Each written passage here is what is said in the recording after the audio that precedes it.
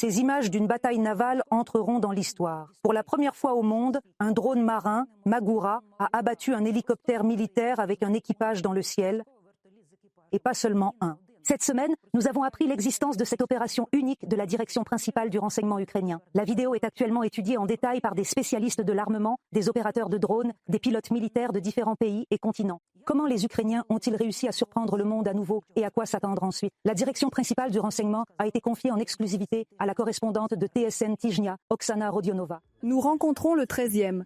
Il est le commandant d'une unité spéciale de la direction principale du renseignement. Il a dirigé l'opération la plus secrète de l'histoire de l'humanité et nous sommes les seuls journalistes qu'il a accepté de rencontrer après cette bataille aérienne et maritime historique. 13 est son indicatif, d'où le nom de son unité.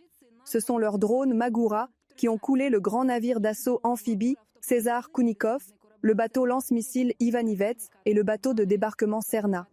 Au total, 9 d'entre eux se sont noyés et 6 ont été abattus. Cette semaine, ils ont ouvert le compte des hélicoptères noyés. Dans la nuit du 31 décembre, une flopée de bateaux sans pilote ukrainiens Magura Vep-5, dotés d'armes uniques à bord, sont partis à la chasse de proies irréalistes. Dans cette opération particulière, nous n'avions pas pour mission de nous cacher des avions comme d'habitude, nous chassions spécifiquement des cibles aériennes. Nous étions pleins d'énergie pour affronter l'ennemi.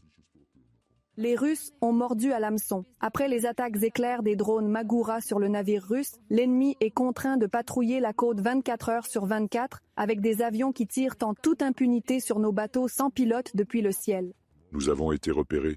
Nous avons commencé à travailler. Le résultat maximum que nous avons eu uniquement sur les hélicoptères près de nous était de 3 hélicoptères à un moment, indépendamment du fait que Su volait là-bas. Le 31 décembre, un groupe de drones maritimes modifiés a engagé le Mi-8 dans une bataille près du cap Chersonès, à 15 km de Sébastopol. Vous comprenez, l'hélicoptère n'est pas du tout rapide. Si vous le voyez déjà à la caméra, il vous faut littéralement 1 minute pour vous mettre en position avantageuse et faire le lancement. Le groupe 13 a réussi à gérer la tâche de manière éclatante et excellente. Le premier lancement a touché la cible immédiatement. Ils n'ont pas compris ce qui s'était passé, bien qu'il ait tiré depuis le piège. Puis, après un certain temps, il y avait déjà confirmation que le second avait été touché. Au total, nous en avons 2 détruits et 1 endommagé. Les batailles entre le Mi-8 russe et le Magura ukrainien se sont terminées sur un score de 3.0 en notre faveur. Malgré le fait que l'ennemi Mi-8 utilisait activement des pièges à chaleur, cela ne l'a pas sauvé. Le missile tiré n'a pas réagi à eux. Il y a eu une détonation, j'ai été assommé, a rapporté le pilote choqué du 3e hélicoptère. Je tombe, je vais aller à Kimba. Suivez-moi, je suis renversé, je continue le vol. Il y a eu une détonation. Mes moteurs ont été touchés en temps normal, alors qu'ils tenaient la route. Le lancement s'est fait depuis l'eau. Après cela, il y a eu une autre explosion. Je ne l'ai plus vue, où elle est allée. Et le premier est allé droit sur moi et a explosé quelque part à proximité. Je l'ai senti dans l'hélicoptère. Certains systèmes ont échoué. Le système hydraulique est toujours normal. Le pilote automatique est coupé. La Russie a gardé le silence sur la perte des avions et de leurs équipages. Plus tard, le blogueur aéronautique Rev, surnommé Fighter Bomber, a écrit « Nous n'avons pas perdu autant de meilleurs gars en même temps depuis 1922. » L'élimination des équipages professionnels est vraiment plus importante que la perte d'hélicoptères, admettent les Russes. N'ont aucune opposition à une telle décision.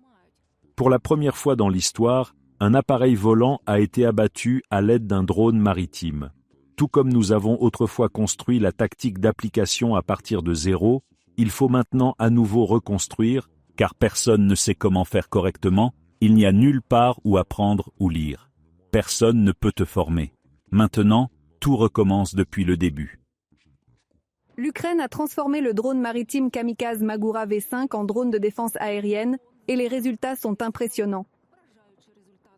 Elles sont désormais équipées de mitrailleuses stabilisées de gros calibre et de drones qui peuvent être lancés à partir de cette plateforme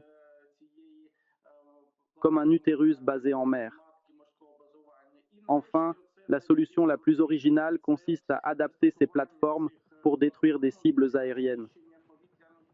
Cela marque un nouveau chapitre dans l'histoire de l'utilisation des plateformes basées en mer. Les ingénieurs ukrainiens, en collaboration avec des spécialistes de la direction principale du renseignement, ont équipé le drone marin d'un lanceur Sea Dragon modernisé et ont adapté un missile RR soviétique R-73 d'une portée allant jusqu'à 40 km et dont l'ogive pèse environ 8 kg. Tout cela se fait en Ukraine. Le plateau transporte 2 missiles 73e. Faudra-t-il augmenter ce nombre? Peut-être. Telles étaient les pensées. Non pas que le missile soit perfectionné, le système qui effectue la recherche et la destruction de la cible. Les drones marins Magura ont évolué. L'opérateur qui contrôle le bateau peut se trouver n'importe où dans le monde. Nos capacités ont été multipliées par 3. Et en ce qui concerne les conditions météorologiques, en ce qui concerne la réserve de marche, et par rapport à la qualité du produit en général, et à la possibilité de son équipement, j'espère que nous ferons la même chose avec l'avion dans un avenir proche.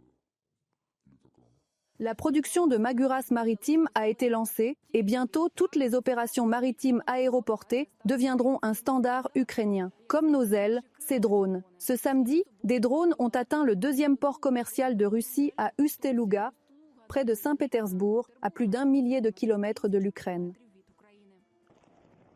Ils ont ciblé le terminal pétrolier, qui joue un rôle clé dans l'exportation du pétrole, du gaz et du charbon russe après l'introduction des sanctions. Et mardi soir, des dizaines de nos drones ont attaqué le dépôt pétrolier de Rosneft dans la région de Smolensk. En bref, il brûle encore. Il brûle encore. C'est chaud. C'est Starie Yartsev, le dépôt de pétrole. Il brûlait bien. Les habitants ont dénombré 10 explosions. En effet, 2024 et l'année ont enregistré une augmentation de la capacité de production de drones de frappe à longue portée, une augmentation des cibles détruites sur le territoire de l'ennemi, ce qui est une symbiose de la combinaison de bonnes capacités de planification de reconnaissance et de la puissance pour détruire la cible ennemie.